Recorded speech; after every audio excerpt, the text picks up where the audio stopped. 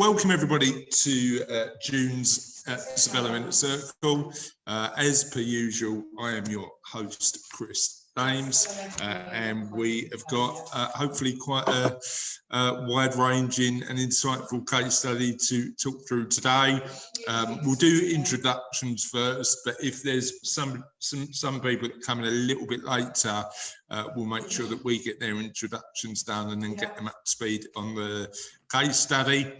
And then we can go from there. So we will start with introductions with Pradeep. Pradeep, tell us a little bit about you, your business, and talk to me a little bit about the experience you've had with a client recently and how you've helped.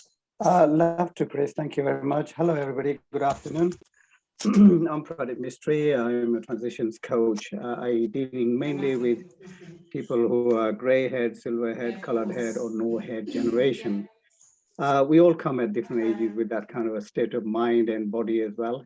It's also a time to notice that we all go through changes in our lives, in our profession, in our business, and also in our lives. The people I deal with are normally sort of quite mature, from 50 plus, who've done business for a long time, who had a huge career, and now it's time for change. Change includes a lot of opportunities and a lot of challenges. So recently, or rather lately, I've been dealing with, I was talking to Chris about the type of clients, and it's old school music from the 50s and 60s. And there's still a generation who are still very passionate about it from the days of gone by, from huge concerts, which is a bit of a novelty now with the COVID. So it's an exciting time for these people. Some of them have lost their ways because their friends have moved on or not around on the planet anymore. The business has been thriving for a lot of them. And some of them are asking question, what next in life?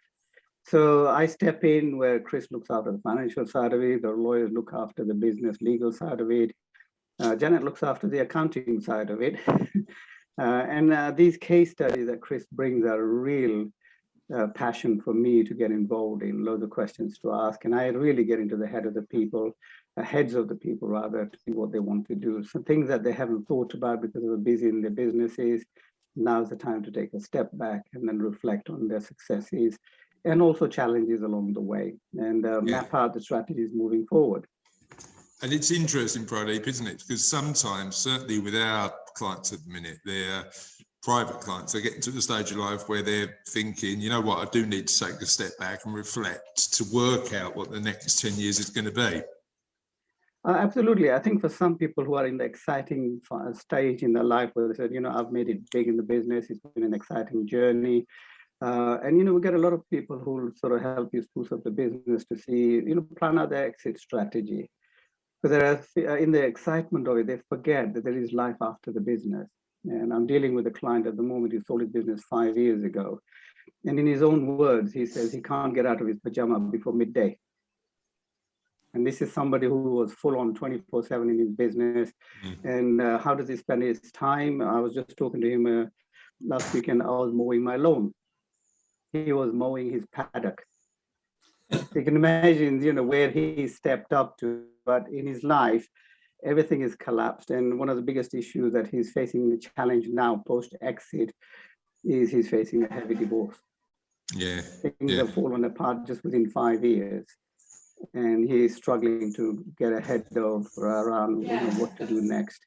Okay. So sadly, that's what it leads to, unless you build it in as your exit strategy. All right, thanks, Pradeep. Really appreciate that. Michael, tell us a little bit about your business, what you're up to, and a current client that you're working with and a challenge that you're facing. Okay, I think most people probably know me. I run an HR business. I'm very old, actually, Pradeep. I'm really, really old, but I don't really want to retire, so perhaps I'm the one kind of person to be talking to you. Plus the fact I've recently lost my wife, which has given me a focus to continue working.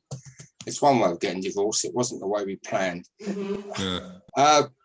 So I run an HR business. I work primarily with small and medium-sized companies to help them sort out their HR issues. The biggest issues that I'm probably coping with at present, and you raise it in the case study, are COVID related. Either people want to continue working from home and flexible working, or is that you? Not me at this end. I'm sorry, let me mute. I've got So, I can't hear you now, Chris. that's better. So it's either people who are reluctant to come back to work because they're scared of COVID issues in the workplace or en route to the workplace, or they want to come back to work because they feel isolated and suffer from mental stress for being at home.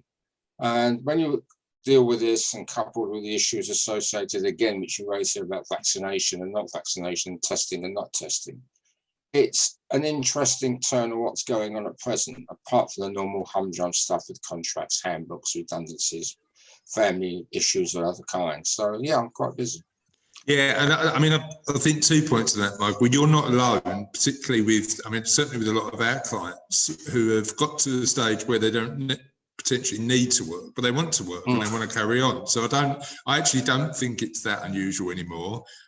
Because I don't want to work full on 24/7, yeah, 4 days a week, but 3-4 days a week is fine. Yeah, staying intellectually engaged is part of it, isn't it? You know, keeping that certainly is for me.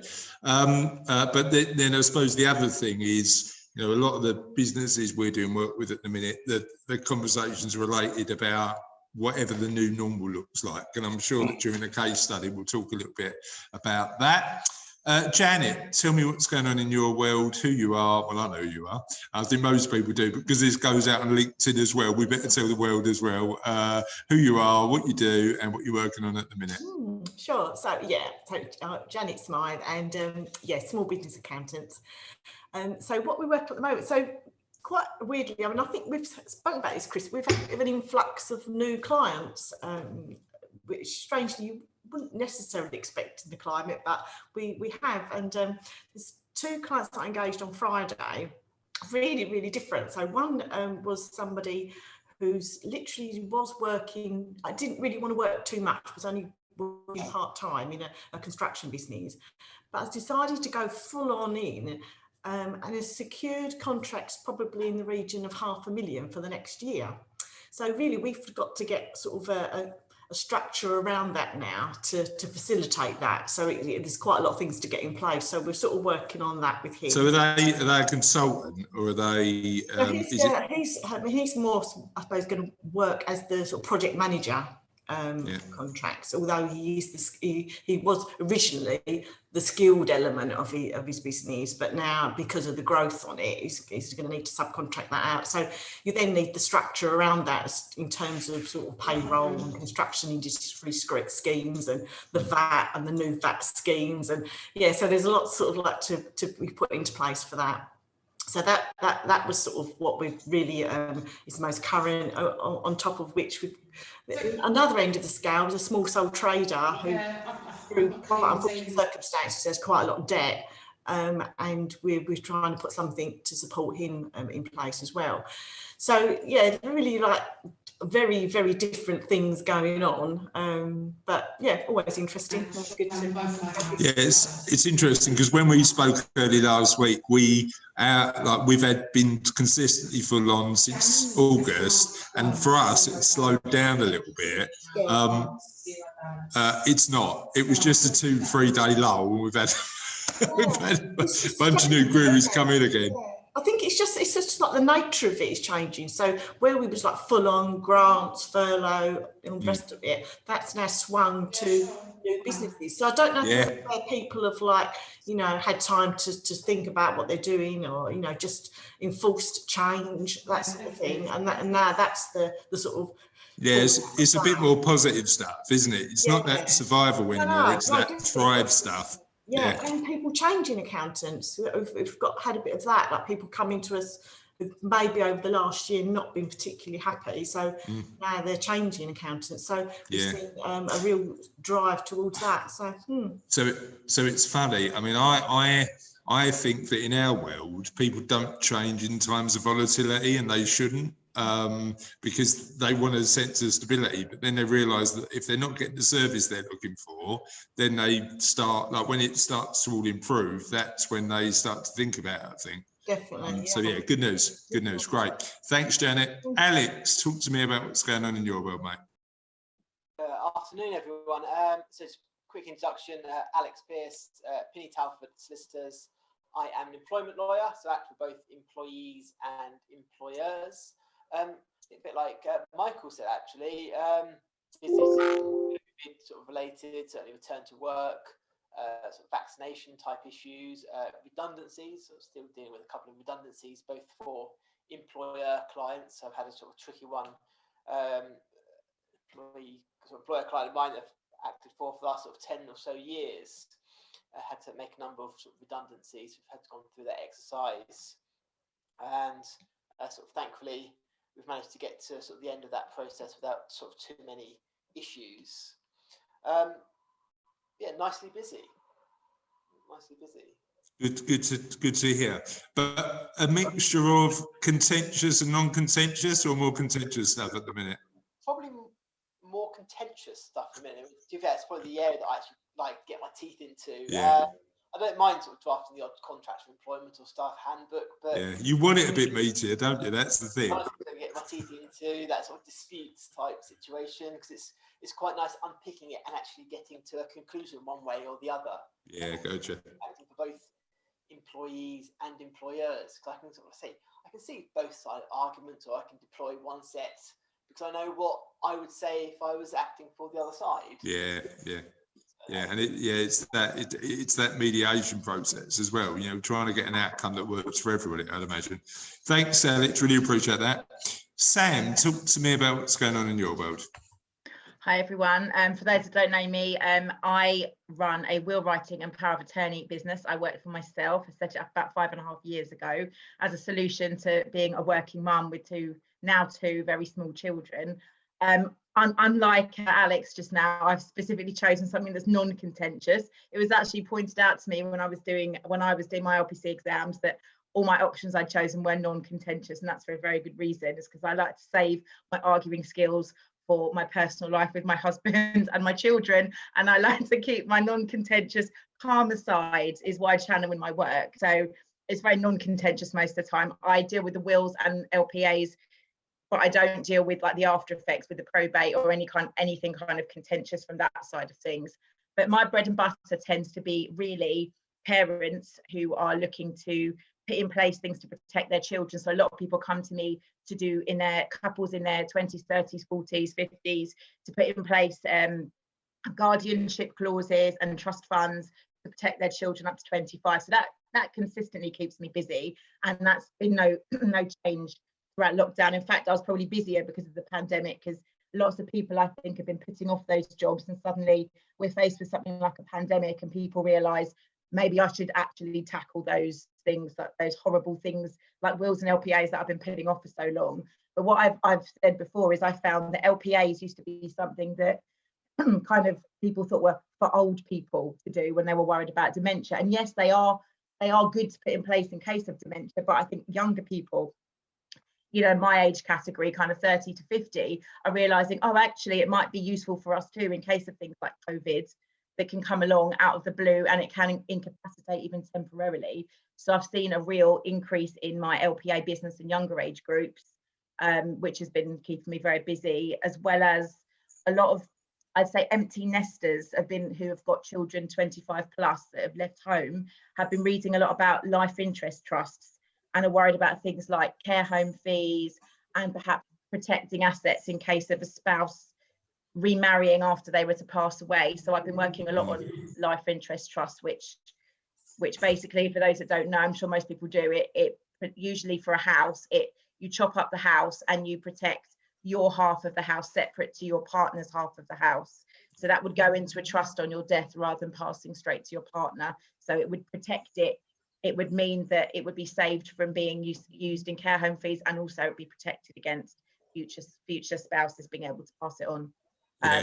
From your partner. I mean, I suppose the challenge you've got with that, and one that we might enter into a bit of debate about, is getting the balance right for inheritance tax and residential property in your rate relief. So there's a bit of a balance there, but certainly one that's open to a bit of debate. So hello everybody, I think everybody knows who I am. My name's Chris Dames from Cervello. I'm a chartered financial planner and director. I've been doing some really interesting work the last couple of weeks. We've picked up a corporate client where we're advising the 9 directors of the business, decent sized business, because they've recently sold their shares to an EOT, and their deferred consideration out of that EOT has started to come out. And they're all pretty good earners in terms of salary. And the good thing about an EOT is the sort of money they get is exempt from capital gains tax, so they're getting these payments without any tax liability. But a lot of them, basic salary wise, are in between 100 and top guys are on a lot more, but between 100 and 200k, and certainly for the lower paid directors, between 100 and 150, we're doing loads of pension planning. Now, why is that so important for guys who are between that 100 and 150? Is because when you're starting in more than 100 grand a year, you're paying your £40,000 worth of tax, but you also start losing your personal allowance. So if you make a pension contribution, particularly through work, it's a double win. You get your 40% tax and you start getting your personal allowance back, which means that you're saving effectively 60%. And it's amazing. These guys are, structural engineers, really good at what they do. They were a bit amazed that just doing that could potentially mean that the majority of what they pay, they don't pay. They just get back from the tax man. So it's stuff that Janet knows, I'm sure, but certainly just highlighting those planning perspectives and saying, look, you should consider this because it's better off the taxman pays it than you do, is something I'm doing a lot with the directors. The other interesting thing that's come out of that body of work is some of the EOT considerations are in the millions, and even if they've not paid the EOT lump sum yet, it does count towards the estate for the purposes of inheritance tax. So for the top 3 directors, they're getting EOT considerations of between 1.2 and 10 million, which means that even though they haven't been paid the money yet, they've already got the IHT liability immediately. So there's some planning that we can do to make sure that they avoid that IHT bill, particularly because their families won't have the capital to pay it. So really interesting work and quite good fun. If that's what you're into, which I am. Let me share my screen. I need to find a better definition of fun. Let me share my screen so that we can just talk through the case study. So we've got Harry Truman and Walter Winchell, 62 and 59 respectively. They've been running a music memorabilia business for over 30 years. Rock Around the Clock Limited started off as a chat between Harry and Walter. Started off as a market stall, and they were selling like movie posters with Dan Busters and Ben Hur and High Noon. It grew, got retail space in Camden, and then in the early 90s they started to move online. Over a 10-year period, being online has changed the shape of their business, and now 95% of their revenue comes from online. Shop in Camden is still running, but they don't do the market stalls anymore. Business now employs 22 people, including Walter and Harry. Walter and Harry are the only shareholders. Sally's responsible for acquisitions. They've got 3 in the online marketing team, 2 in partnerships, 2 on websites, 3 in the customer service team, and 6 working in the warehouse. And 4 individuals run the retail space in Camden. Turning over about 2.4 million with a net income of 640k. And the business has gone up turnover-wise 10% during lockdown because it's online and it's been pretty robust. But they did furlough the 4 individuals in the shops. They've been a bit concerned about the mental health and well-being of the team, so they want to see what they can do to support that. But there has been a number of requests to work flexibly, which actually Harry and Walter are quite comfortable for the office staff, but doesn't see how that's going to work for the guys in distribution. But also Harry and Walter's confirmed about vaccinations. They've had the jabs, they're comfortable with the jabs, but they've got a couple of members of their workforce who weren't. Walter's got the son-in-law, Johnny Ray, who's an accountancy partner in an accountancy practice, and he acts as the virtual FD of the business. and he's expressed an interest to get more actively involved, particularly because Walter and Harry are thinking about what's next for them. And also Johnny's been looking at saying, well, look, how do we beef up this employee care package and make sure we consider other benefits? There's a focus on data security because they've transitioned from a sort of meet-based business to a virtual business quite quickly, and Johnny doesn't think that their technology is up to speed.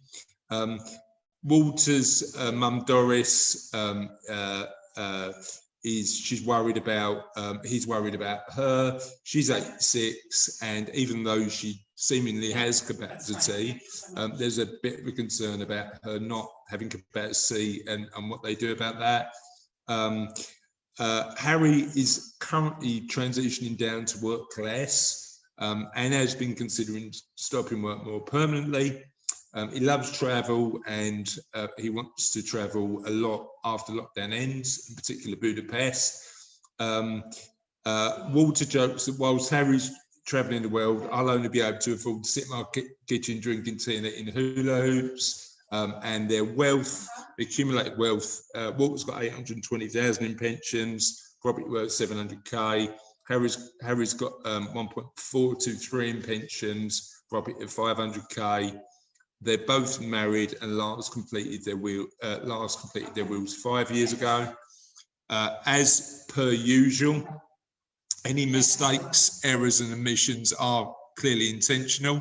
I would do that on purpose, would I? But the first, two things. Number one, any mistakes, errors and omissions are intentional. Number two, there is a lot of music and culture related references in there that is related to something specifically from the 80s. Extra points, but no particular prize for guessing it, right? You just get a bit of kudos. But the first question I want to ask is, what more would you want to find out from Walter and Harry, and in what particular areas to help them more? Pradeep, we'll start with you. Hi, Chris. Yeah, thanks very much for running down the case study. I've had a quite good in-depth look at it. Like every other case, I like to pre-prepare myself. Loads of questions to ask here. There's a lot of omissions in there. So particularly for the work that I can offer Harry and Walter. And I described earlier in my introduction the age range that I work with, and this fits in perfectly well. Even though I do deal with people with 55 plus. But this is an ideal age because, 30 years is a long time running a business. Things have changed. They've changed personally. Successes have probably changed them as well. Loads of questions I'd like to ask, particularly their current thoughts at the moment. First question or recognition is their age.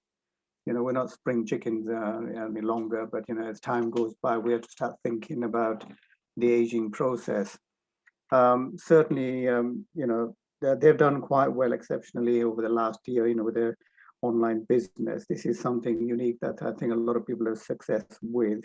Now, I'd like to really ask them some very important, deep probing questions about what next for the next 5 years to 10 years. Certainly, they've done exceptionally well now. Now, it's good to know that both of them are considering what next, thinking about what to do after the business.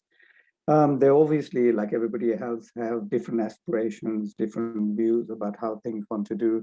Good to know Harry has been thinking about travel, which is something he likes. Walter is a big question mark what he wants to do. From my perspective, if anything, Harry is a lot more stable about moving forward than Walter. Walter has a mindset about, he enjoys working in the business. But it's like our Michael here, you want to carry on with your business, but to what extent? You can still do that, but also there has to be another part of your life that you have to reach. Walter has got an issue about money mindset. For 30 years, they've done exceptionally well, both of them with being equal partners, but the mindset has changed. Walter still thinks he hasn't got enough money to live a life forward. He doesn't seem to have much aspirations, but I'd like to sort of open him up to see where his where this is coming from, what's blocking his aspirations moving forward. Questions to ask is about the relationships. You know, we talked earlier about relationships change. What's the relationship going to be like after the business, or exiting the business in which one shape or form, whatever shape or form. Notice is that you said they're both married. We don't know what the relationships are like at the moment. Children-wise, I think one of them you mentioned has got a son-in-law, which is good to know, because things start changing, you know, as life starts changing. There's also what I call a sandwich generation here. Harry's got Walter has got a mum, 86 years old, so he has responsibility there. You know, what kind of responsibility he's going to take, what arrangement he's going to make. And this is not just financial arrangement, this is mentally, physically care for her, taking care of her needs. And again, I think Sam mentioned dementia. As the aging process goes, it could impact anybody at any age. So some of the things that, you know, have their thought about it, because when this does creep in, and it actually creeps in, how are you going to address that? So certainly a lot of questions to ask, and there's a lot of depth of coverage for them to think about as well before they start making choices and decisions which will implicate or affect them for the rest of their lives. Thanks, Pradeep. Help me understand. If you only had one question to ask them, what would you start with? Well, the easy question is what's next? But it's a very open-ended question. So different people means different things. So he says unique as a person that you're talking to. So the question has a wider perspective of opening up. What next? Yeah, okay, great. Thank you for that. What next? Ian, hello, how are you? I'm good, thank you. Nice to see everybody this week. Good Hello, to Ian. see you, mate. Good to see you. Do you want to, we've literally only just started the case study after doing introductions. Do you want to tell everybody a little bit about you, a little bit about your business, and some client work you've been working on recently, so we can understand a bit more about the value you add? Yeah, sure. So I'm a business consultant. My company name is Eyebrow Limited. I help people with their compliance and change needs. So that ranges from compliance-wise data protection, which kind of links on to risk management. Changing helps people to grow, yes, but it's also about going back to their planning, helping people understand the planning, how it can be used, and how governance frameworks can be a great foundation for what they do. What I've been working on recently, I've become an accountability partner for a marketing coach based in Yorkshire. That's a wonderful world of the virtual world, which is great.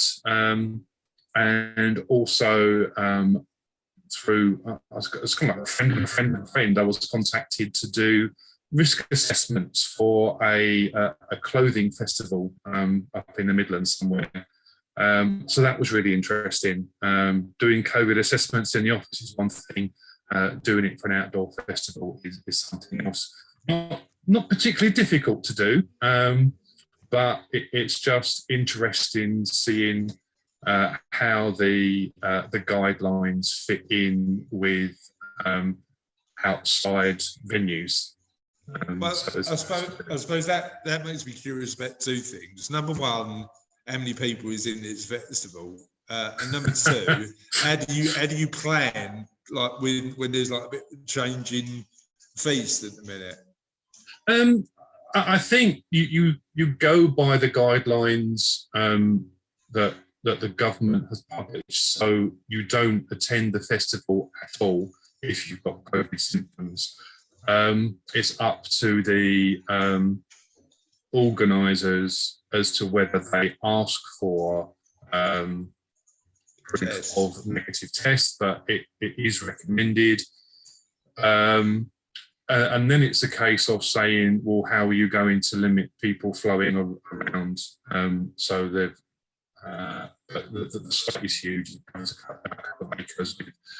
All of the booths are well spaced out. Car parking is away from type event area. So it's all being well done. All the entry points have got sanitisation stations, and there's signage all over the place. So yeah. Good stuff. All right, thanks, Ian. We'll come back to you when we talk through the case study. I'm assuming you've got it in front of you and you've read it, because I don't want to go through it again. But yeah, we'll come back to you in a minute. Michael, talk to me about the additional questions you'd ask Walter and Harry on the first instance.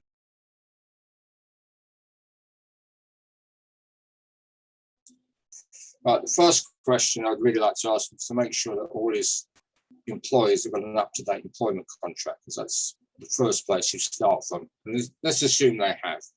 Next, I would like to know the age and length of service of each of the employees, because again, that's useful both if you are planning redundancy, if you're closing the shop. And secondly, it would also go to the question he's talking about various benefits, because obviously older people have different needs, and they would be satisfied by some of the benefits he's offering them for some younger people. So salary sacrifice, pensions and whatever. You know what, Michael, that raised a really interesting thought. We did some work for a law firm a few years ago, and they had built their employee benefits package based on what the 6 directors wanted. Yeah, exactly. And all the directors were in their 50s, and they were wondering why they were losing the guys who was the future of their business in their 20s and 30s. So I think that's a really good point. And then we move on to flexible working. Now, clearly for office people, you can do flexible working. There's a process, I'm sure Alex will know probably better than I do, the process you go through and how you can try it and how you can trial it. Equally, you can do it in the warehouse if you plan it properly and you can present a proper business need for it, and go look at things like job share, if that makes sense for people. He can make the people in the shop redundant in isolation, and he can get out of the shop if that's one of the issues he's worrying about. And also, there's a dreaded subject of GDPR and data security. I'd like to know what they've got in place, if anything. You get the impression that they probably haven't thought too much about that. They've got a whacking great customer list, which is all pretty sensitive, what they're doing to protect it. And in terms of vaccinations, it is an issue, because the government have said nobody's going to be compelled to be vaccinated. It does raise issues when people are vaccinated and don't want to work with people who haven't been vaccinated. And unless you're in the National Health Service or the care home sector, it doesn't look as if you're going to be able to compel people. But you need to sit down and talk to the people and understand what their concerns are to see if you can persuade them rather than force them to have a vaccination. That is a difficult issue to address. And I hope Alex has got some better ideas than I have on that. Yeah, well, I mean, we'll have that conversation around the solutions element. And in terms of testing, if Public Health England asks you to take a test because you've been pinged and all the rest of it, you must. That's a requirement. Otherwise, again, you can make it a condition. You can't come into the shop or the warehouse unless you've been tested. And the other thing you can do, should they decide to take on some new employees, you can actually make it part of their terms and conditions to have a test or a vaccination. Thanks, Michael. That's to begin with. I'm sure there's a lot more that I haven't really got to yet. Yeah, well, I mean, you don't want to pinch everything that Alex is going to say. No, I'll try not to. Let's share the wealth a bit. Yeah, let's share the wealth a bit. Sorry. Well, next time I'll ask Alex. Alison, how are you? How are we doing? Okay, half sorted. Yeah, Not your quite. website went down just as we started, didn't it? So well, about half an hour before, I was just trying to sort it.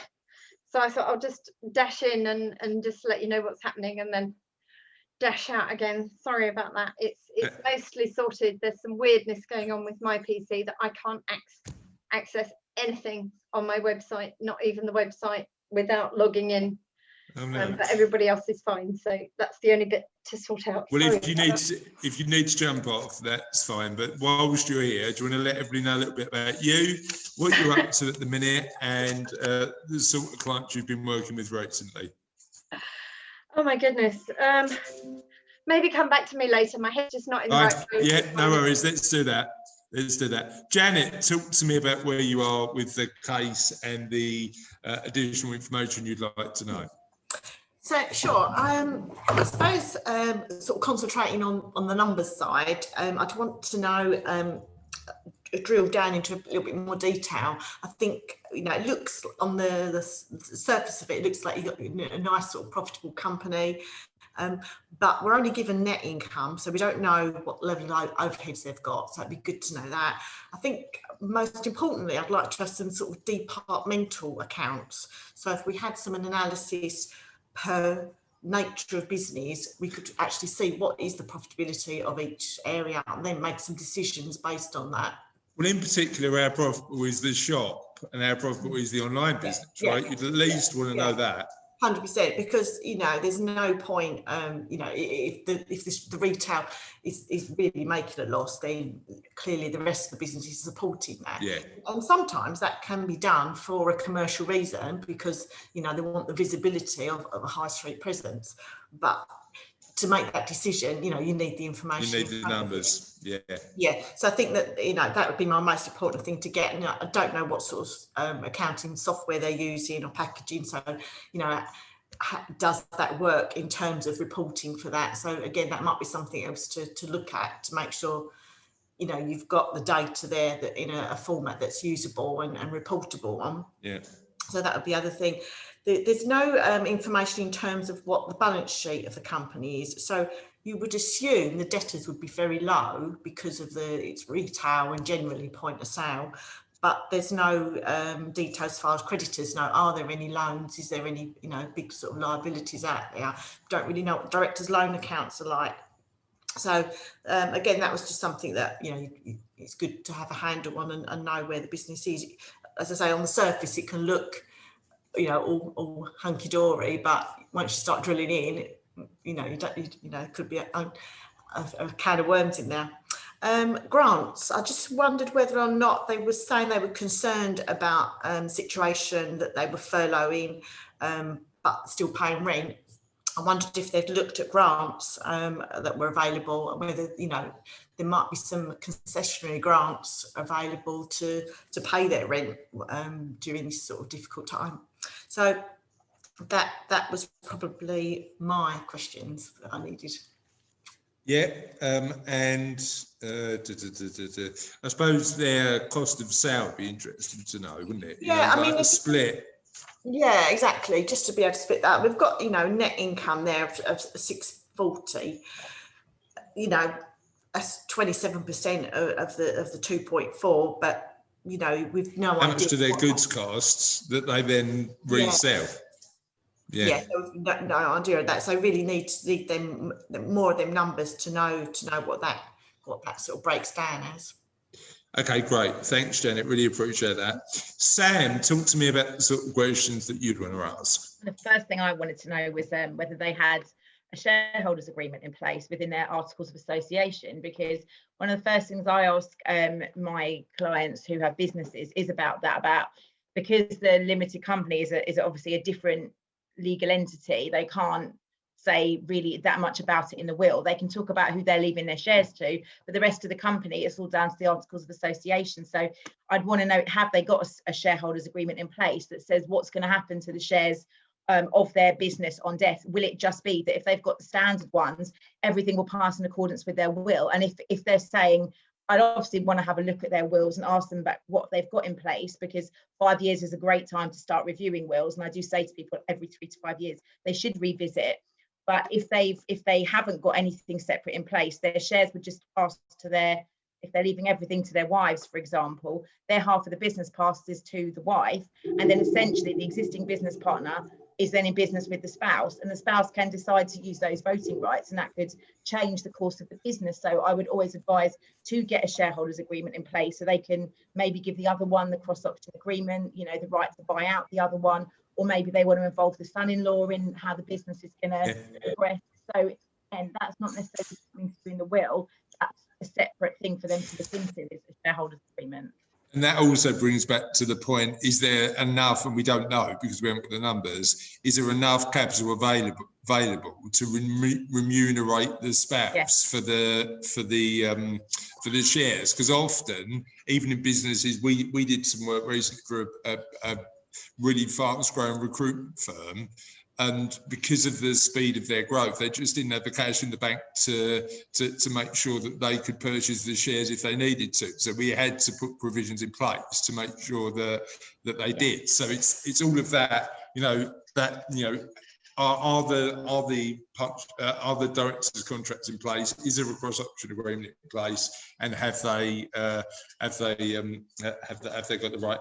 And then have they got what's in their wills? If they even established provision for the shares in the wills, anything.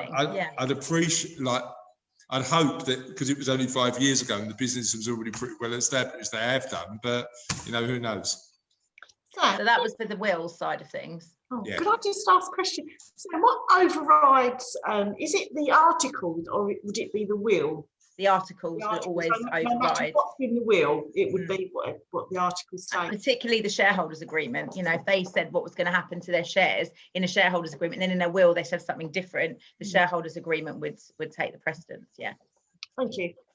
So yeah, I think that's obviously important. And often I say to people when I do the wills, this may not affect your will itself, but this is something separate to think about, is that you want to make sure who's going to have control of your business after you're not here. It's just something to think about, and it might be they go off to another solicitor and they get an agreement drawn up. But I think it's just a really important conversation to have at the same time as future planning for your own personal self and your assets, is to look at what the future planning for the business as well. And then in accordance with that, they may want to not only look at if they've got I can't remember whether it said they've got lasting powers of attorney or not, but I mean, they were talking about for the elderly mother, and that's one question as well, obviously, is to talk about whether she's going to have capacity, but have they got their own powers of attorney in place? Because particularly the financial one or a business LPA would be useful to have, because if they're the two shareholders in the business and something happens to one of them, they need to give that power of attorney to someone else to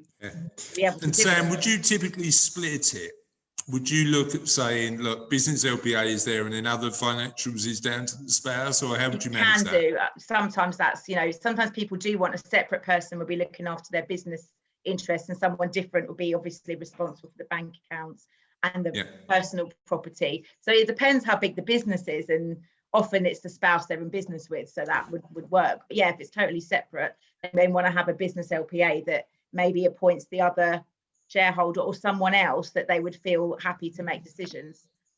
Maybe like the son-in-law, for example, someone else involved in the business. There could be another head round the table. So yeah, I tell them to think about their own LPAs, or obviously the question would be first, do you have LPAs yourself?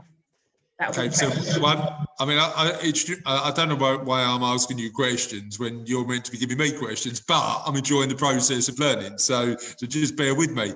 I suppose the other thing as well, when Cassie and I did our LPAs, we chose to do financial and not health, because we thought actually that was probably the greatest area of risk, and then we deferred the health LPAs for a bit further down the line.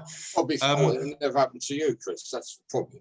Well, I mean, the part of the validation, Michael, was that fact that when we sat down and did our LPAs, that I wanted to make sure that Cassie and the kids were okay from a financial perspective. When it comes to making medical decisions, I'm quite relaxed about letting the doctors do it and not Cassie. But yeah, it is certainly one of those things that that we'll do in the future.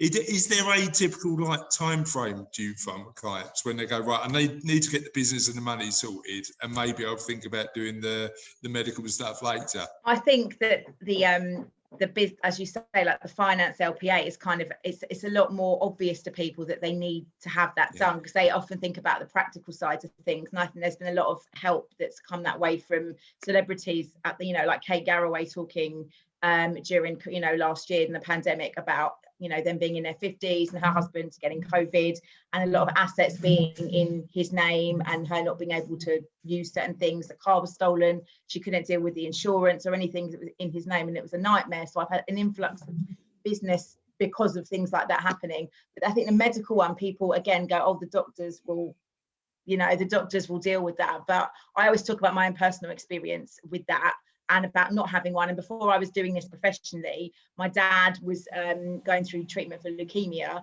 and he was in his early 60s. So I wouldn't say that's kind of old by any kind of judgment. This was, and this was, but I was, again, as I said, I was nearly a decade ago, this probably was, and it was very early stages, oncology team, all very positive, working with the family. My dad, I'd say, apart from obviously he was going through cancer treatment, there was no other kind of health issues. He was slim, he was fit, he was, otherwise healthy, no pre-existing conditions. And he unfortunately had a really bad reaction to the first round of chemo and ended up on life support. And whoever was on duty at the weekends in the intensive care unit that wasn't his normal team said, and I was at the hospital visiting, and said that whoever was on duty said to my mum, we're going to put a do not resuscitate on him. And my mum wasn't happy because this hadn't been discussed and the oncology team had been so positive. And she turned around and said, well, I'm not happy, or can we hold off until Monday when his oncologist is back? And she was told, do you have a power of attorney, so it's not really up to you. Yeah. And that is the reality of the situation. And luckily my mum, being the kind of person that she is, fought and got that overturned. And my dad was resuscitated twice. And then, we had another couple of years with him. And that is really, for me, that just is the argument of why it's so important to have an LPA for the health and finance. It just gives your family members a bit more power to speak up for what you want. Because the doctors, I'm not saying they're bad, they've got a job to do, and they're looking at statistics and bed space, and they're working with, I'm sure, especially now with coronavirus, they're working with, a difficult situation, and they have to be very black and white. But your family are going to think of you as more of a human being. And it might be that if the situation was different and it was perhaps near the end of my dad's life and he was suffering, a different decision might have been made. But at that point, we knew for a fact that he did want to be resuscitated, and he was. So that would be my argument. My argument to you, Chris, is that you never know when that can happen, because he was diagnosed with leukemia. That can affect anyone of any age at any time, and the doctors have to kind of make their call. But as your attorneys, who you nominate, your family members or close friends, whoever that might be, would be able to advocate for you. And though your family members can be overruled, you as an individual have the right to speak for what you want, and your attorney is. Okay. 100%. Yeah. Completely get that. Thank you for sharing that story. It's really, really good. Alison, talk to me about the questions that share us a little bit about what you do, how you do it, and who you're working with at the minute, and then if you share a little bit about what your thoughts around the case study are, that'd be great. Hi everybody, I'm Alison Charles. So sorry to be late. It's been a bit of a nightmare morning. Back in the game now. My company is Alison Charles Limited. I'm a workplace wellbeing consultant. At the moment, I'm working with much larger companies because I'm going through a third party called Learning Tree. So I'm working with the likes of NATO and BSI, but I'm actually just re-baselining my business at the moment and going through a rethink. Was hit drastically by COVID on the business to business, and working with a couple of business coaches to sort of re-baseline and rethink the business from the ground up, both on the one-to-one helping sort of C-suite execs cope with stress, but also looking at what sort of businesses I want to work with, that I work with, to actually look at workplace wellbeing strategy, which goes from everything from corporate social responsibility, linking in with HR, linking in with legal, training, anything that a business might need. It can be a vast area when you start talking about wellbeing. Case study. Goodness, bit generic on this one. Concerned about the well-being of their staff, not a massive amount of backstory about what they're concerned on. So typically lots of questions about where are they at the moment? Are they having people back into the office? People are desperate to get it back in the office, but are you saying that those people are the ones that are suffering with the mental health issues, or are there other sorts of mental health issues that you haven't actually written in the case study? Are there people perhaps that don't mind going back to the office but are worried about traveling? Where are they? Trains can be ridiculously busy at the moment, and a lot of people are they don't mind the office bit, it's the getting to and from the office bit that's really terrifying people. Yeah, so lots of questions about, give me some more information. If you only had one question, what would you ask? What mental health issues are they having? What are they concerned about? You say it might not be about return to work, right? It might be about the return to the commute, for example, or the return to less flexible working, or yeah. I mean, it's a small team, they're likely to know what's really going on underneath, but yeah, so yeah. Great, thanks Alison, really appreciate that, and thanks for joining us despite the day you're having. We really appreciate it. Alex, talk to me about what questions you'd ask, mate.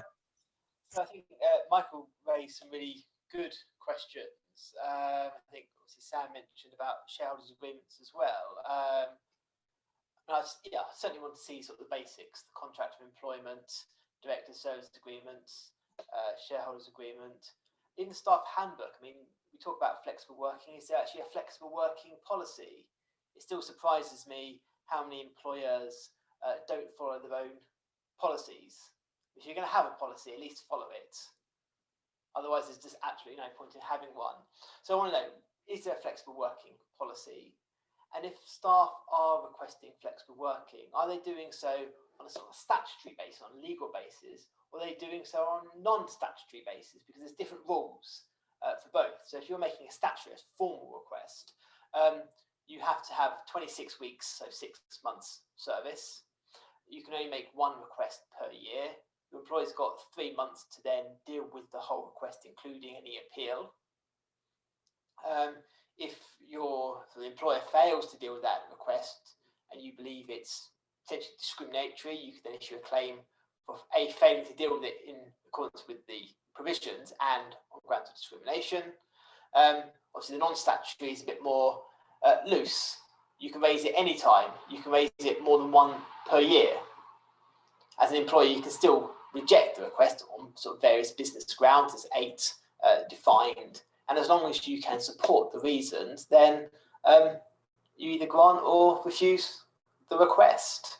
So it'd be interesting to see what concerns they have and can they address those employees' concerns. And one other reason for asking for the contract of employment is there a mobility clause in that contract? Could they say to the people, I think in retail office at Camden, we'd like you to now work in our office in St Albans, for example. That would potentially avoid the redundancies of those, I think, for them. I think as Michael said, age, length of service, because that would depend on how much redundancy pay these individuals are owed. Are they effectively, are they happy to relocate, and is that in the contract in terms of allowing them to do that? Yeah, because as an employee, you could say, look, your place of work is Camden, or within a reasonable area, or within Essex or Hertfordshire. Yeah. You can move as one another place rather than commencing a redundancy exercise. I mean, for employees, probably not overly expensive given the turnover of the business, etc. But if you've got 20, 30 or 40 employees, you can see how it can really add up. Yeah, I suppose the other thought that I had, Alex, was that, you know, there's probably a lot of businesses out there who have thought about flexible working policy and then realised, look, COVID has come along, we definitely need one. What are the rules? What are the rules around the implementation of a new policy? And how if this particular business hasn't got a policy in play, what do they need to do to make sure they do? I'd say essentially, assuming there's no sort of trade union involved and having to negotiate with trade unions, one could simply prepare the policy, roll it out, commencing as of the 1st of July. This is the policy. Make sure that it's communicated to all staff and that you then act on that policy sort of going forward. Right. Thanks, Alex. Really appreciate that. Ian, talk to me about your thoughts on the case study and in particular, the questions you'd ask. Right. Okay. There's, as always, Chris, a lot going on here. So I'd like to go back to the beginning and ask them why they got the business started in the first place. What was it that gave them the drive to do it? And is it still there? Because there seems to be a difference of opinion as to who wants to carry on, who might want to stop. But very often, if you ask people those kind of questions, then their passion for the business can be reignited. So, and that then just opens up floodgates and all sorts of things coming out. But if there is this split of opinion, then particularly for Harry, how would he want to still be involved if he was to start stepping away? So that then moves something along the line. And irrespective of what Johnny has voiced, who is there within their staff? And Alex has already mentioned about moving people from the shop to the warehouse in St Albans, but who within their staff can actually take a step up, do some new training? These things can be planned for and can be really good as well for promoting the morale internally. So that's something that should never be ignored. And then again, ask Harry and Walter, what do they think is the best thing they can do to support the staff as things change? Because then if you were going to go and do a full consultancy, then you'd have a consultancy period with the staff as well. I know it kind of crosses over with what Michael and Alex were talking about, but having this consultation, finding out what they want, what flexible working means to the staff, all that kind of thing is going to be really, really interesting. And then the one thing I picked up on was they seem to think that now data security all of a sudden was a worry. Well, why is that a worry now and it wasn't before? And again, something that Alex said, all of your policies should be renewed and reviewed regularly anyway.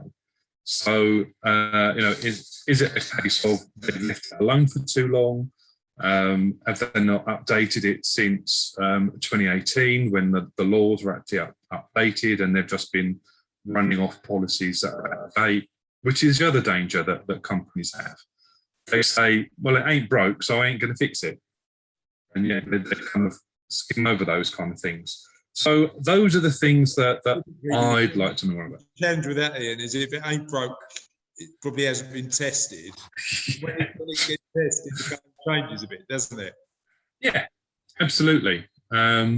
It is always the way that you think you're fine until someone proves it's not. And last month, one of my friends has got a business in Brentwood. His email was compromised. He lost contact with the outside world from within the business for 2 days. And there's a social media marketing and merchandise business. So losing that kind of connectivity for 2 days could be hugely damaging. So yeah, you don't want to have to test it. It's always better to make aspirations. Be a good Boy Scout or Girl Guide and be prepared. Yeah, be prepared. I love that. Okay, great stuff. Thank you. There's a few bits from a financial planning perspective that I'd probably want to ask. I want to find out a little bit about how Walter and Harry intend to spend their time in the next few years. So we know a little bit about sort of Walter's plan to do a bit of travel, but the question that I'd ask of Harry, and I agree with Pradeep on this, I think there's a bit of a money mindset issue with Harry, but if money was no object and he knew that he'd never run out of money again, how would he choose to spend his time? Because then that allows us to build a bit of a strategic plan towards helping both of them. And I think, just building them, cash flow plan to see where they are now, see what the gap is in their finances to get them to that level of financial independence, and then both allows them to make those choices independently of what they believe about their money. So let's base it on the facts instead of what you believe what's going to occur, and using those assumptions and those facts are going to be useful. From a technical perspective, though, and sort of, I'm always a great believer in strategy first. Let's get the plan in place, and then tactics second. What do we do practically to change it? There's a few interesting points, because Harry shouldn't really put any more into pensions at all, because what he's over is the lifetime allowance, and it means that even though he'll get tax relief on contributions going in, he'll get a tax bill coming out. But what I'd like to know is whether he's applied for any lifetime protection. So currently, if you've got anything more than 1.08 million, you're in a position where you start paying tax. You can apply for enhanced protection, which brings it up to 1.25 million, depending on what your pension is in 2016. So I certainly recommend that we look at that for Harry. Walter's still got some scope to save some more in pensions and use that as tax relief. But I want to understand a bit more about the company finances before we recommend that. And then for Walter and Harry, what happens to the shares in the event of Walter's death or Harry's death? What happens, in terms of having enough capital in the business to buy those shares back? And are all of those component parts in place to make sure that if that does occur, they know they're going to be okay, but just act as a bit of an accountability partner, particularly for Harry, to say, look, you're assuming this isn't possible, this financial independence. You've built a good chunk of money to sort of get you there. Let's understand a bit more about what else we need to do to help you achieve your goal.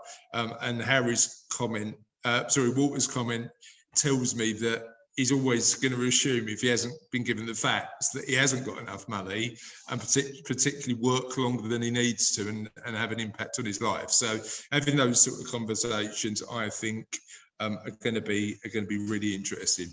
Let's move on to Pradeep. So Pradeep, we've asked the questions.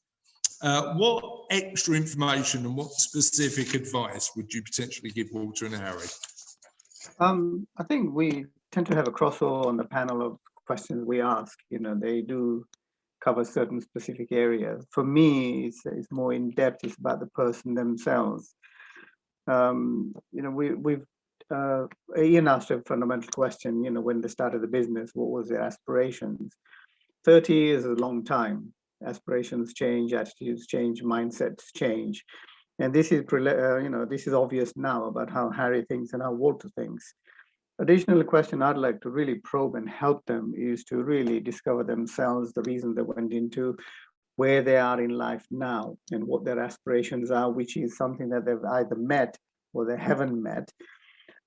Key things here is, sometimes jokes can reveal a huge amount. When you say that Walter joked that whilst Harry is traveling the world, he'd be drinking tea and having hula hoops. Now, it shows Harry's got aspirations to travel, whereas Walter is thinking small about tea and hula hoops. is that the limit of his aspirations? You know, that's something that's Don't probably. get me wrong, Friday. There's nothing wrong with a bit of tea and a bag of hula hoops. All right. Oh no! I have been partial to a bag of hula hoops in my time, but potentially there might be more to life than tea and hula hoops, right? Oh, absolutely. I love my tea, and I also love my puffed hula hoops now. You know, these are the new inventions. I don't know if you've seen those. You're taking it a step further, mate. Puffed. I didn't expect that.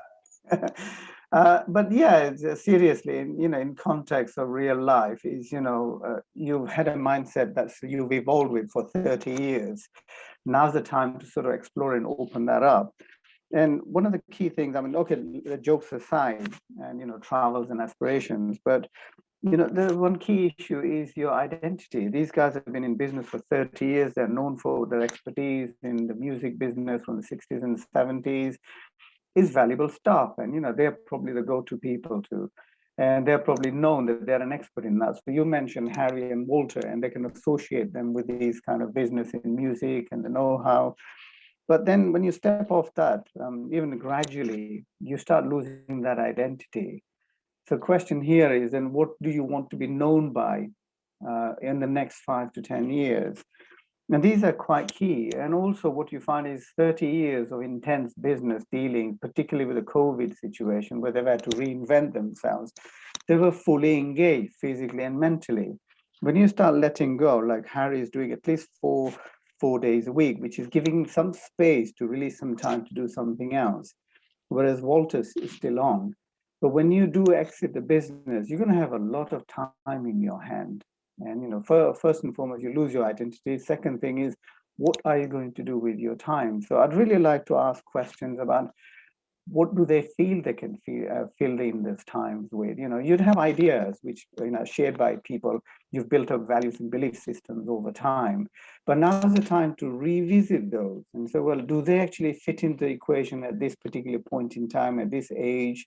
And how are you going to change those or take something valuable from it to redesign something moving forward? So it's really recreating something post-business. I think a couple of really, really interesting points, Friday, particularly around, certainly with the clients that we engage with, around that redefinition of purpose and meaning.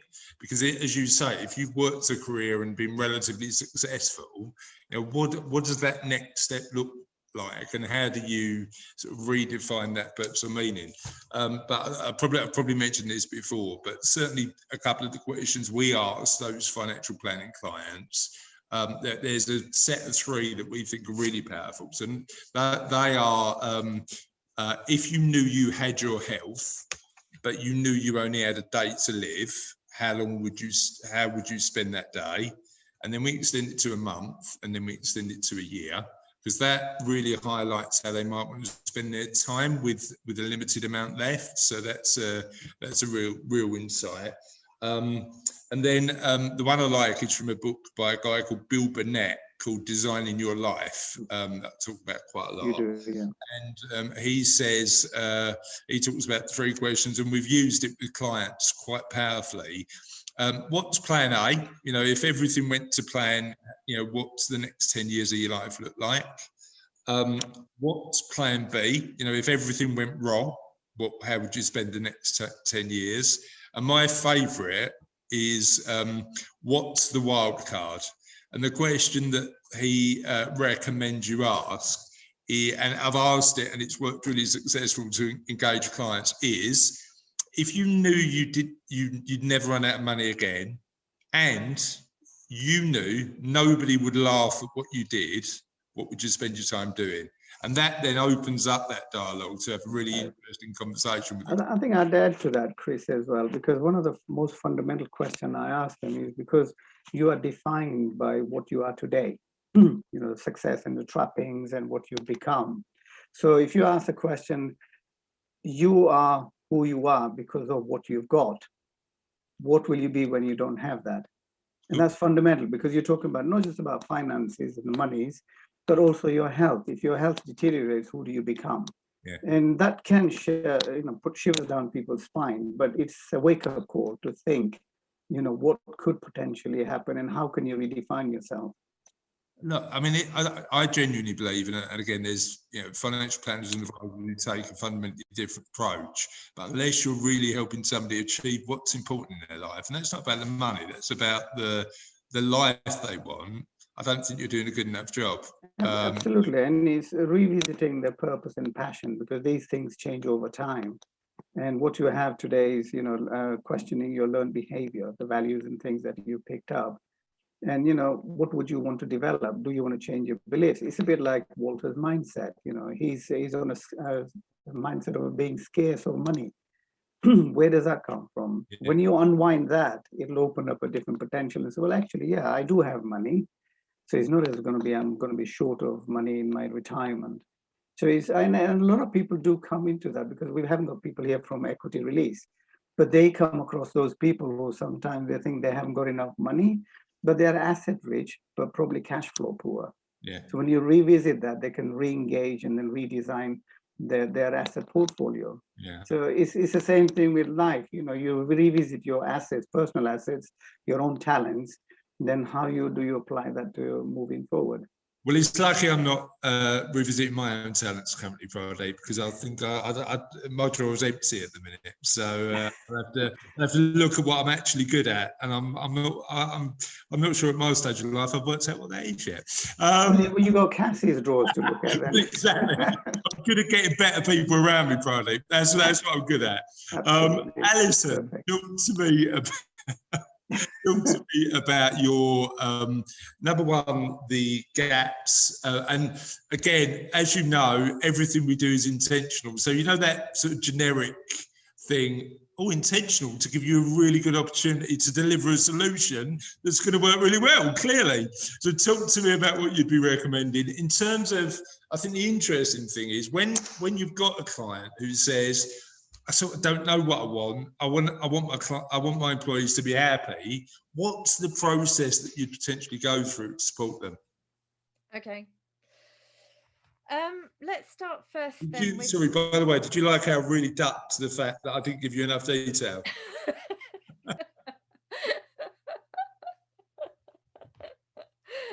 I loved the story around it. Yes. So let's start with the Camden staff. So they may know that their workplace is in jeopardy. They may not. So let's assume, for example, they do. And let's assume that that part of the mental health concern is for those 4 members of staff that actually run the retail unit. So there's lots to discuss with those guys over and above the legal and regulatory requirements. There's a lot that the employers can do to actually support them and refer them on to a good organization that can help them do fundamental things like make sure they've got good CVs in place, make sure that they're up on their interviewing techniques, look at resettlement packages, which somebody else already mentioned. Maybe there's opportunities in St Albans. Looking at if there's anything in the short term that they can do to retrain them with a view to them being able to take advantage of that new skill set when they go on. So really, and also looking at, just generically, supporting them in any way they can, talking to them. There's nothing worse than being in that situation and people not letting you know what's going on. Of course, they're going to be having mental health issues because they've got all that uncertainty. They don't know what's going to happen for their jobs. I mean, I suppose the challenge that the guys at Camden have got, and potentially Harry and Walter, is, and I mean Janet's point earlier on about without those specific numbers, we don't know whether the retail site is sustainable or not, and we need to have those numbers and make a judgment call on that. But if Walter and Harry haven't come to a decision about what to do with the shop, how would you recommend they communicate with guys in the shop? Because it's a bit of an open feast at the minute, isn't it? Yeah, personally, I think it's better to communicate and let them know, show them whatever the numbers are, show them the numbers, But if they're undecided, also give them the opportunity to come up with ideas about what they might be able to suggest that would bring it back to profitability, or increase the profitability. You know, you've got all of these amazing minds. The worst thing I think you can do as a senior leader is try and do things on your own and in isolation, because the best experience that you have about how to manage something is with the people that you manage. 100%. Yeah, I agree with that. So engage early and engage often, and be upfront and honest with them about what's going on, and give them the opportunity to give ideas that may or may not work, and support them the best that you can. So I had an interesting experience a couple of weeks ago. So we're building what's the best description for it? Cervello for good. So our ethical investment proposition at the minute, because we surveyed our clients and about 20% of them want a bespoke proposition, like actually knowing that their money does a decent amount of good. And as a business, we wanted to do that. And when I was building it, I built it for about 3.5 or 4 months in a bit of a vacuum, couldn't get it to the finish line, and decided to engage 5 or 6 of my clients in the process. And it's the best thing I ever did, because we managed to get over the line with their feedback. And I think there's always an element when you're leading anything, a business, whatever you're doing, is to go, it's on me, and not engage enough. And yeah, doing that was just, and actually our clients love the engagement. They love the fact that they were involved in the process of helping me build Cervello and build a proposition that's going to work for them. So how do you get leaders of whatever type out of that mindset of it's on me? The leader has to come to that conclusion themselves and actually look for and seek advice. You can't, if you've got a really good working relationship with your staff, then they, somebody on a par with them, or a really good relationship with them, might have the guts to tell them. But again, if the leader isn't talking to them, they don't know there's a problem to be able to get them to share in the first place. So it really is about the onus. The one thing the leader does need to take responsibility for is themselves, their own emotional intelligence, their communication, all of that. And it's about making sure that they're developing that skill set if they haven't got it already. I'm trying my best, Alison. So that's the shop. How about it more generally in the business?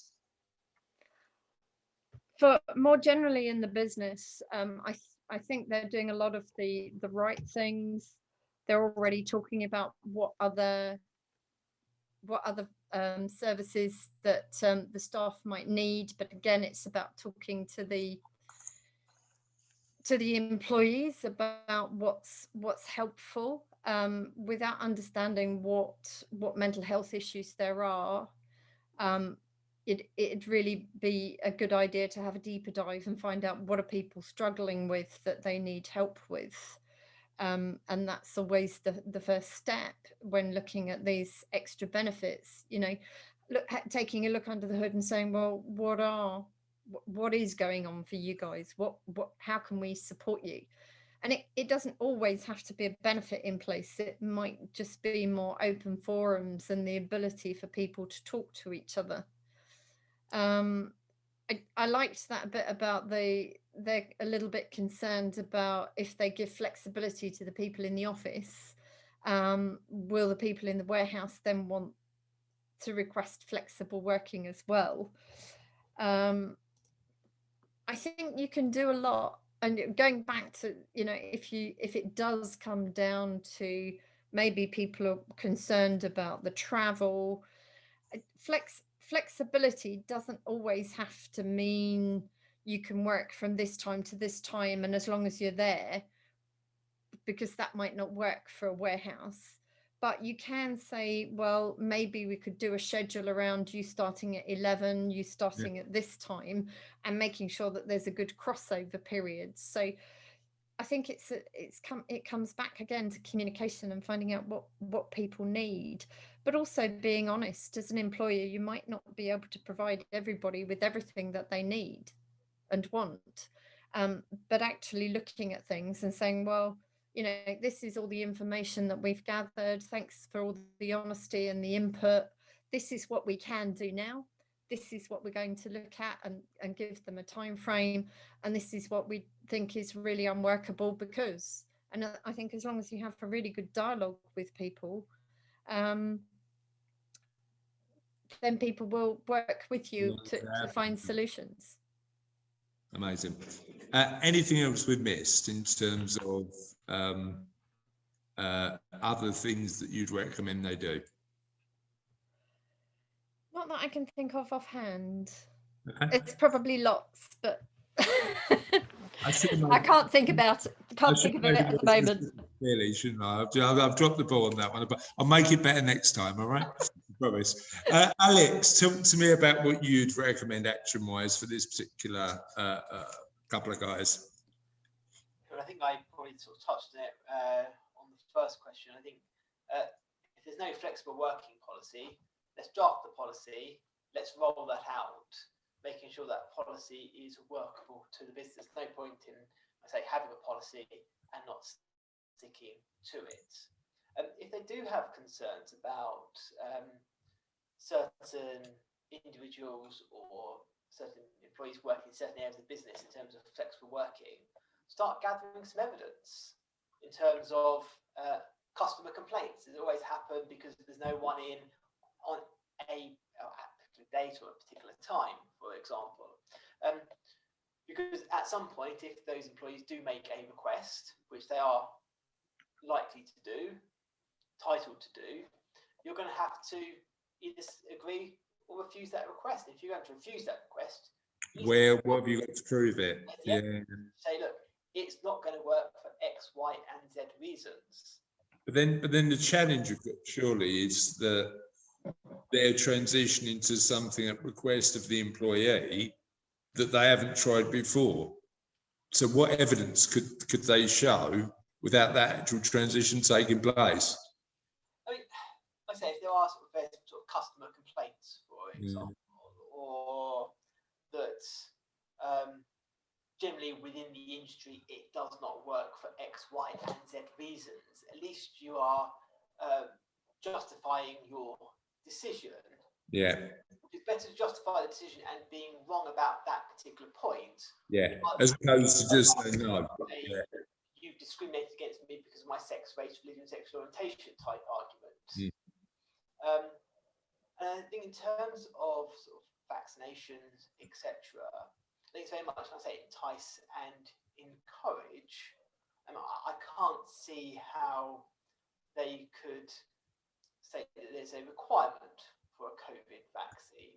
This is not, I say, sort of the health service, care home, etc. Although I think Deloitte and Bloomsbury announced that their staff need to be vaccinated upon their return to the office in September. So it wouldn't surprise me if other firms follow suit with that. I think it's just very much open to potential challenge in the employment tribunal, etc., to say whether that's lawful or not. I mean, it opens up, like I say, discrimination matters, etc. So probably a fairly slippery slope.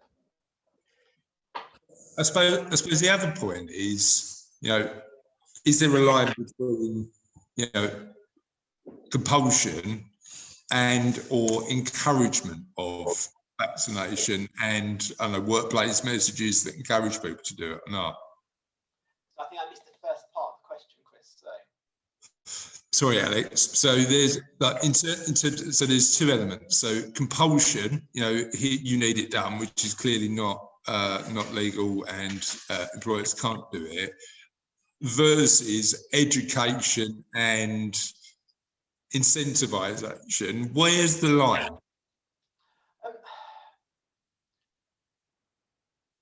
That's a very good question, actually. I think when it's actually come up in practice, I've had a few employers contact me and say, look, half of our staff have said we're not going to get it because they've read on Facebook X, Y, and Z.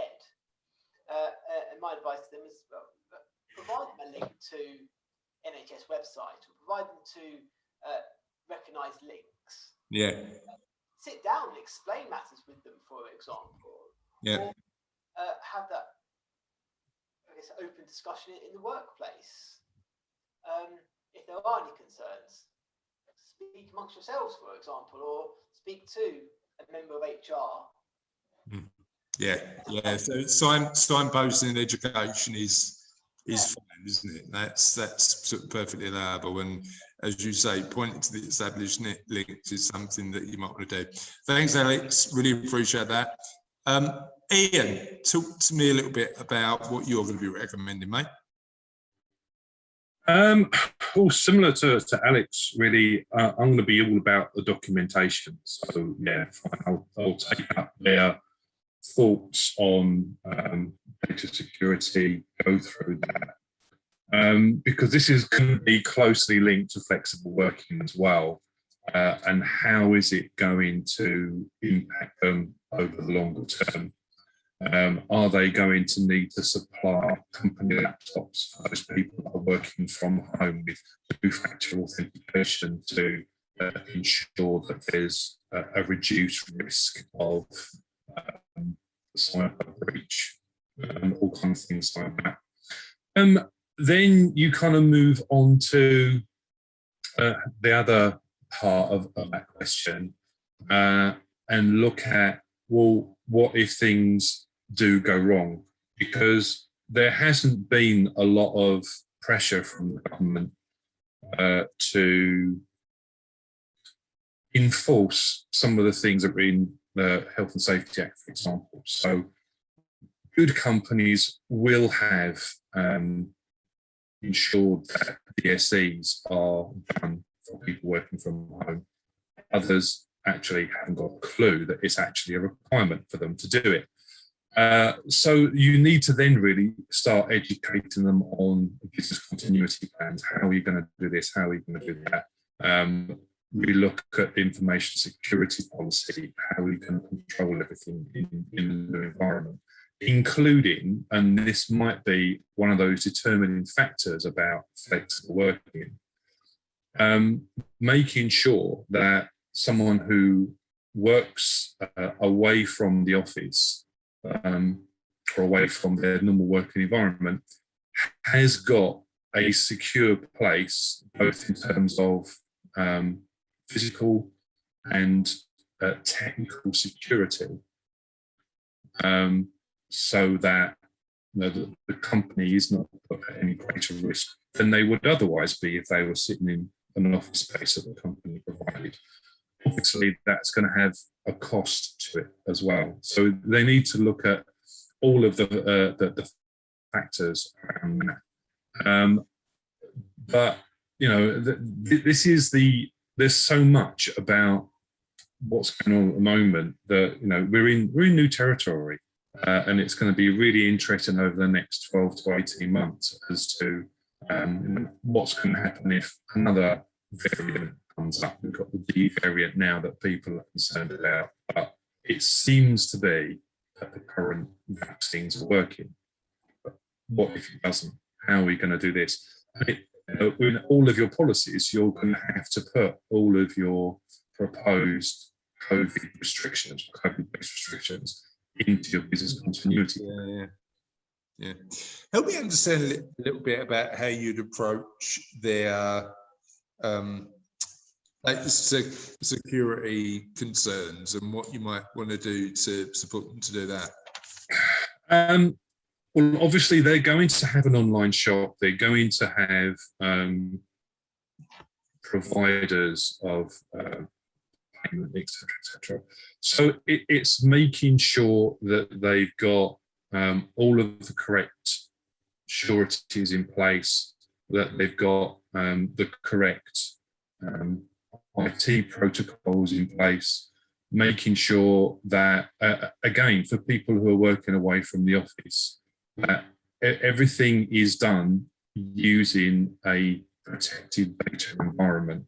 So, say, two-factor authentication is one, making sure there is a good and valid antivirus product on every device, every device, because, you know, you can get admin access to an online store through a tablet.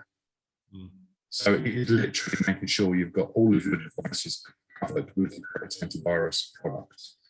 And any business that wants to do that without having a paid antivirus isn't doing it properly. Yeah. So invest in proper.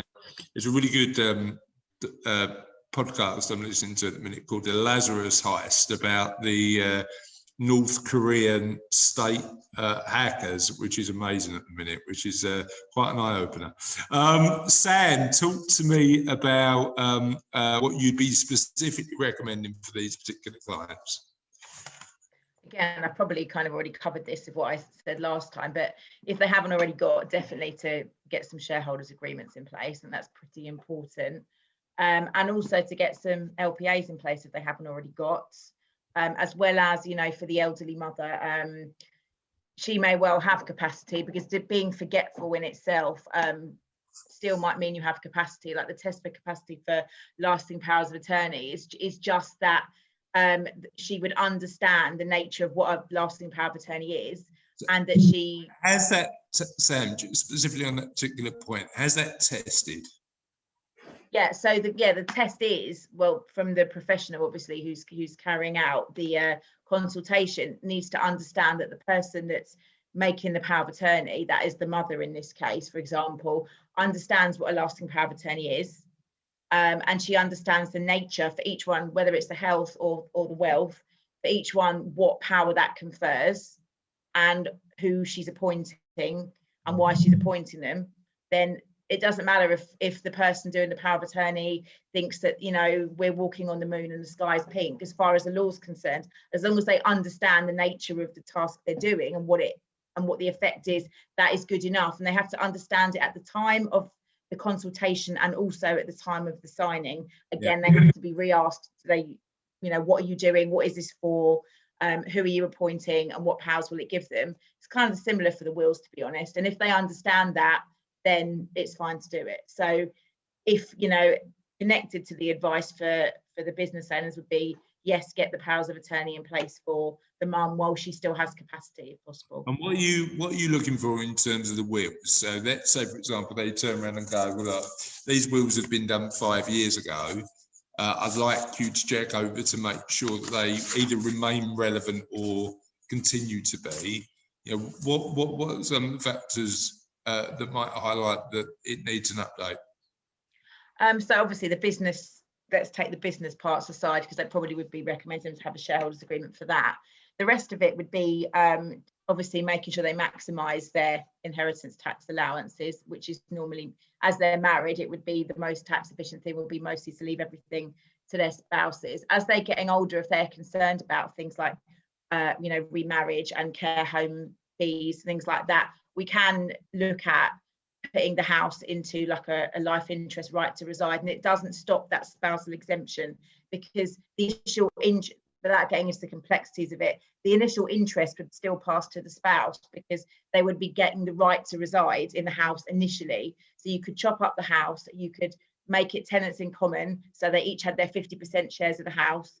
So on the death of one spouse, it would pass over their own share would, instead of passing over directly to the spouse, so the second spouse ends up with the whole value of their house in their inheritance allowance. And therefore, you know, if that asset completely belongs to the second spouse and then they have to go into care, potentially the whole value of the property could be lost in care home fees. If they get one of these trusts in place instead, when the first spouse was to pass away, their half of the house would pass in trust to usually the children, but their partner has the right to reside. So the children would not get use of their share until the parent had passed away.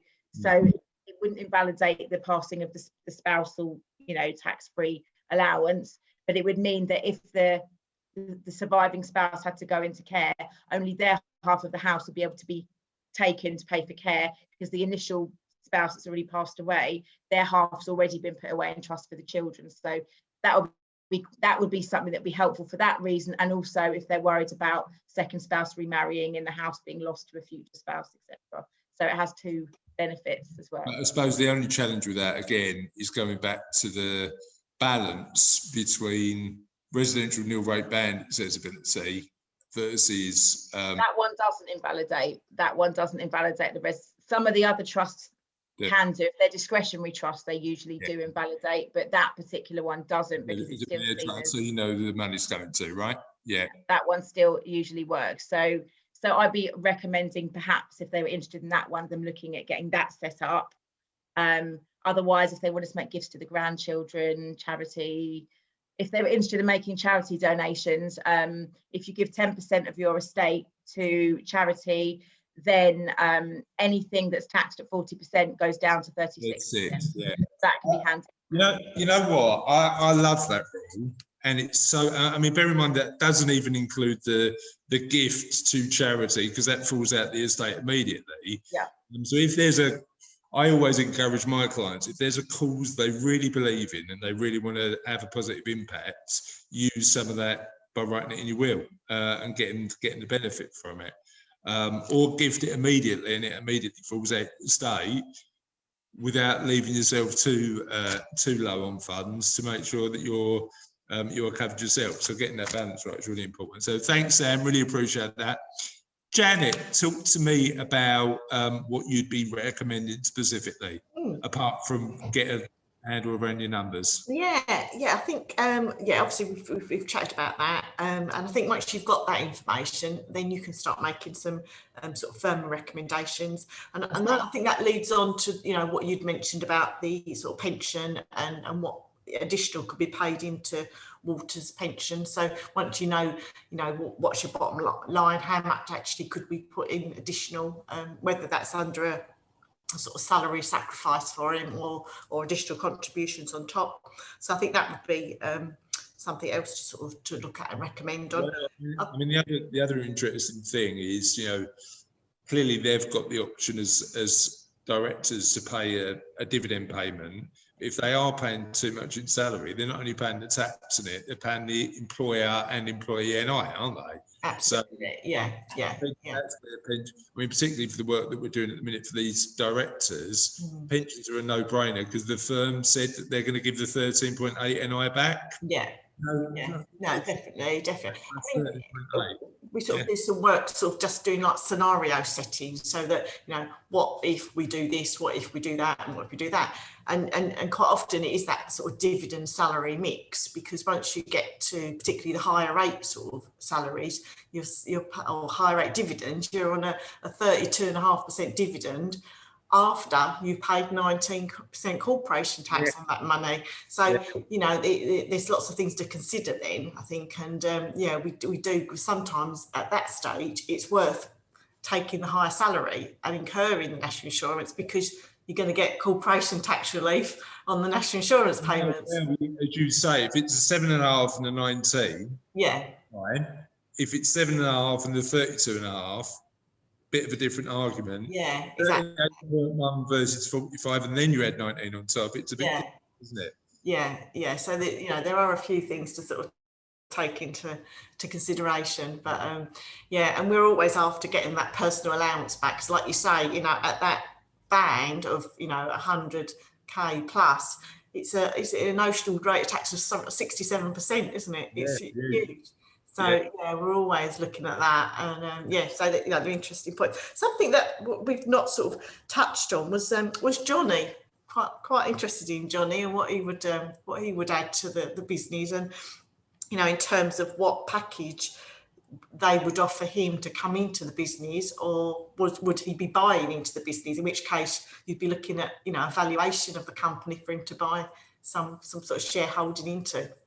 So I think that was the other thing. And then just the third thing that I was thought we could probably add some value on would be the sort of benefit packages, and the sort of potential tax relief on them.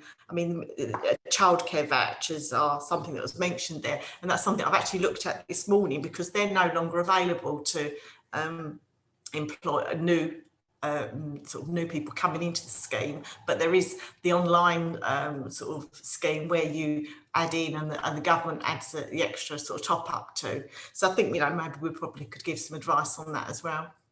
And then I suppose the other thing that's coming up in a lot of the conversations we're having with and it might not apply on this particular case, but it's an interesting one, is electronic vehicles, because I know it's going up from 0 to 2 at the minute, but still pretty good value when you make a 19% corporation tax saving.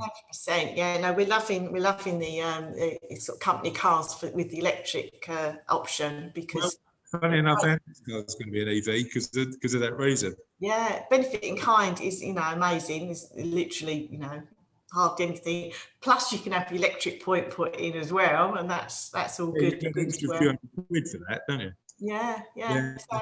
So there's nothing not to like about that. So yeah, we're one quick question. We know that corporation tax over the next couple of years is going to go up now. Talk to me a little bit about how that changes how you might plan the distribution of the wealth. Yeah, I mean it's going up, but only for profits in excess of 200k. So we've still got them lower profits, which are still in the 19% band. So still quite a low rate of tax, really. But I think there's been a real trend towards whether or not the limited company was the right framework for people going into business, particularly to start with lower profits.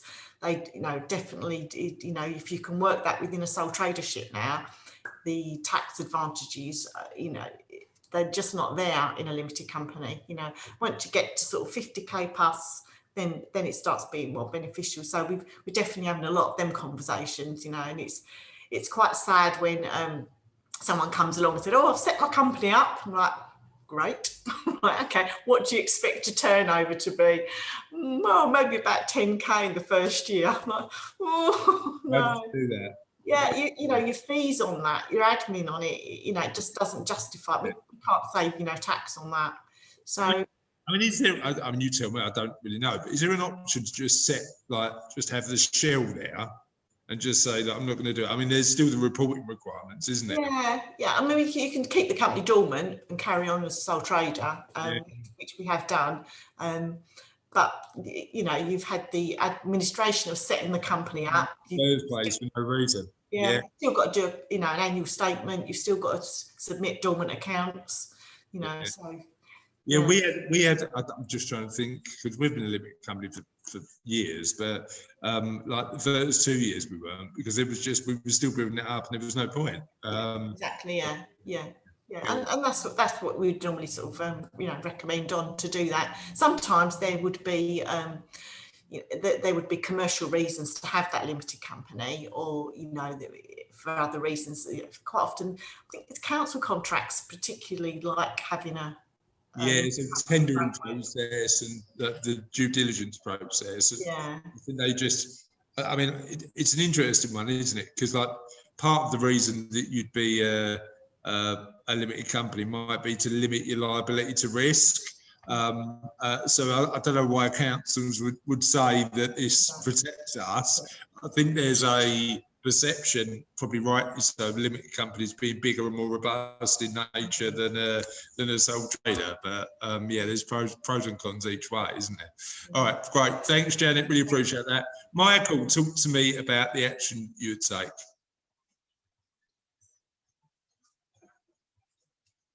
Oh, you're on mute. I think it's all been said already, and I think Alex has spelled it out quite clearly. One thing I would say about the flexible working is the current provisions do allow you to do a trial. So if they, I was going to say Ben and Jerry, it isn't Ben and Jerry, so whatever you call these guys, because I haven't worked out what the link is, because I'm too old. It's before my time. My music's to the 60s. Anyway, moving on. I mean, just mate, an ice cream related inner circle, I'm loving the idea of. But I haven't got, apart from Ben and Jerry, I haven't got any other names to use. Anyway, so all I would say is that if they want to go ahead and explore flexible working across the patch, they can do it on the trial basis. And if for the employer it doesn't work, they can go back to normal working. Yes, to make sure that the contracts have got a mobility clause to make sure that the guys can go from Camden to St Albans. And in terms of employee benefits and well-being, to make sure they've got a proper work from home policy if that's what they want to embrace. And it's the points that Ian had picked up. But it includes such fundamental things as making sure they've got a proper chair and desk, and the computer is just theirs. It's not shared by anybody else, and nobody can look over their shoulder when they're doing confidential stuff and all that. It's all, I mean, to somebody like Ian or me or Alex or whatever, it's all pretty basic. But for lots of companies, it's a bit mind-boggling because they've never done it. But the most important things, any policies they do adopt, they don't just put them on the shelf. They actually make sure the managers or these two guys are actually using them. The only other point is they've got, was it 23 employees, and they're not going to make them all redundant. So therefore, they're not going to be caught by the collective consultation responsibilities, which are a pain in the rear end. So if they do decide they're going to make people redundant, it is a relatively straightforward process. They do need to consult with them. They do need to decide if there's going to be any kind of matrix evaluation. They do need to decide what support they're going to give them, even if they are going to be made redundant.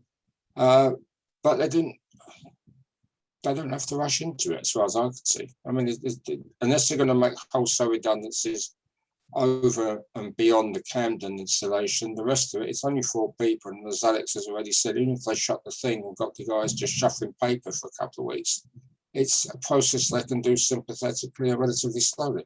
Yeah. And then I suppose thinking about that relocation element, would there be like a reasonable distance that you'd relocate? And what is that? Well, it depends where they live. If they live north of Camden Town, they're nearer to St Albans anyway. If they live in Balham, for instance, it's a bit more of a pain in the neck. Yeah. So I think there was a case, and Alex can correct me, when somebody claimed unfair dismissal because they were asked to relocate 40 miles away. And I think they actually won, but I can't remember. But there is no reasonable distance. I suppose the other thing I think we've spoken about before as well, Michael. Alex, any thoughts on that in terms of sort of what would be reasonable to ask somebody? I think it's a really difficult question. I think when you talk about reasonably, it depends on sort of the job, where they live, etc. Because obviously, relocating 10 miles in London is very different from 10 miles in Devon, for example. It'll take you an hour to travel 10 miles in Devon. It takes you probably an hour to travel 10 miles in London. But have you used the Metropolitan line recently, Alex? Yeah, but it'll all be good when Crossrail comes in. It'll all be good, whatever that is. I think it's a minefield. It really depends, and I know some employers say, look, actually, we'll cover the extra cost of your commute. It's 2 train stations. It's now zone 4 rather than 3, and we'll top up your salary to make sure, because actually in the long run, they want to retain the staff. It cuts down that reasonable sort of argument. And then I suppose the other thing as well, Michael, I think it's something you've raised in the past. Alison, I'm with you. I'll be 2 seconds. The other thing was there has been examples of people during lockdown moving further away, and then people then turn around and go, hold on, you've got to come back into the office now. Where do employers stand with that? I mean, my view is that the employee needs to make a flexible working request. Yeah. If it works. If it doesn't work, there's expecting business. If they don't turn up, misconduct, dismissal. Yeah, fair enough. Alison, one last thing on that. Some sneaky people, especially in America, I've been saying, well, since you moved to a lower cost area, because your utilities are less and you haven't got to pay for commuting and all the rest of it, we're going to think about not increasing your salary and perhaps reducing your salary. I don't think it's happened yet in the UK, but if you want to be sneaky, you can be sneaky both directions. But then what's the impact on London waiting? That's a good question. If you're in a position where you were used to commuting into town and now you live miles away, well, you don't know. Alex, any thoughts? I suppose if you drew it, breach of contract type argument. Yeah, if it's in the contract, you're stuck with it anyway. We've got in the contract that custom and practice over the last 10 years we've paid X, Y, and Z, and then you suddenly withdraw it. Yeah, exactly. You can't do that. Dismiss and hope for the best. I mean, it all gets a bit messy. But yeah, We'll throw some stuff in that there's no clear answer to. That's amazing. Alison, talk to me about this. Chris, sorry, one thing on this before you leave it. If you talk to the DWP, they say you should be able to travel up to an hour and a half from your home to where you work. Mm. Well, that could be 2 stops in the Central Line if it doesn't work. Yeah, true. Alison, talk to me about your thought. Well, actually, it was more of a question to those that are more on the legal side about could the company, if they were going to re-employ them in the St Albans area, nobody mentioned a relocation package, and would that be an option? Because especially with, as you say, well, me being one of the people that moving out of the city and into more countryside, is there a possibility that the staff would actually want to move to St Albans and actually take advantage of moving out of London with a little help from the company? But what that would look like and what the legal implications are, I've no idea. So thoughts? Probably could consider. You could do it. I guess it depends on whether they really want to keep these individuals. I mean, I certainly see some relocation packages, but they tend to be for sort of fairly senior execs, yeah. You think, you know, actually, we really need this person, but we need them to now work in Manchester. Here's a house, swimming pool, etc.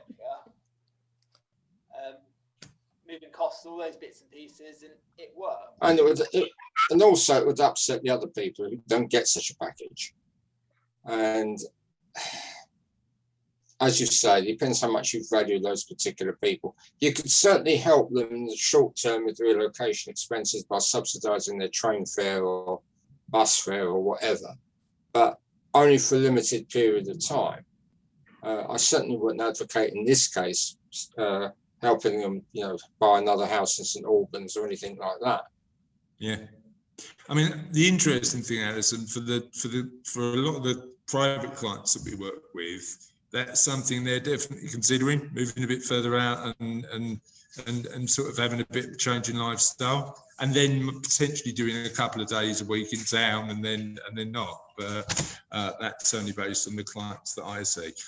So okay, that was another inner circle. Did anybody get the 80s reference? Is that a no? Okay. So what is it? All that work, all that effort, you know, wasted. Does anybody remember Billy Joel, We Didn't Start the Fire? It's all of the stuff in We Didn't Start the Fire in my case study this month. So hopefully now, thank you, Sam. Thank you. I appreciate the effort. Didn't go to waste. I enjoyed doing it, to be honest. Listen, thank you again for another amazing inner circle. As always, I learned a lot and loads of really interesting discussion. Have a lovely remainder of the week, and I will speak to you all soon. Bye. Thank you for arranging, Chris. It's been a pleasure. Bye.